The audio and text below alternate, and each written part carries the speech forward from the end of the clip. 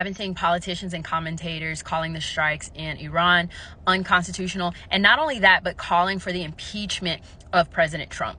So let's just get this out the way. Number one, it's not unconstitutional. He's the commander in chief. It says so in the Constitution. If we're wanting to say unconstitutional against the Constitution, he is the commander in chief of the United States military.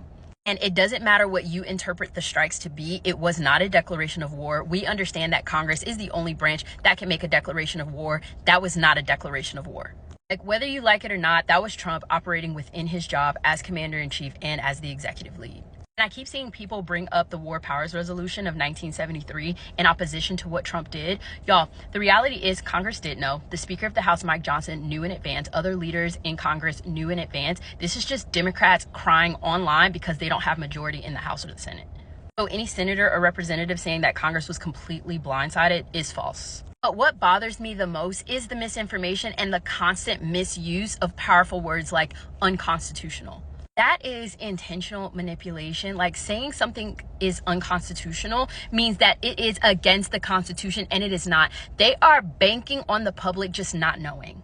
Reality is, the people that we voted in office, our representatives, are supposed to be the most informed about our founding documents. And for them to misuse that word is purposely not only misleading people, but this is just my opinion. I believe that is tampering with the voting process. Because you're spreading false constitutional claims and people are following that.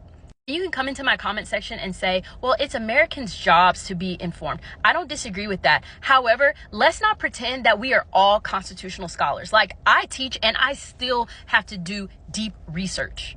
I don't know, but after this election, everyone mysteriously became a scholar at law, a scholar at the Constitution, a scholar at the economy, a scholar at the military. That stuff takes extensive research. And I'm not saying that you have to be a scholar, but I am saying that you have to do the work in order to understand what's really going on. And these politicians are really misleading you. But in other news, y'all, check out my new Constitution that I just bought. Like, I had to go buy a new one because I gave all of my pocket-sized Constitution to another teacher. But I had to go buy one because everybody is a constitutional scholar. I guess I have to be too.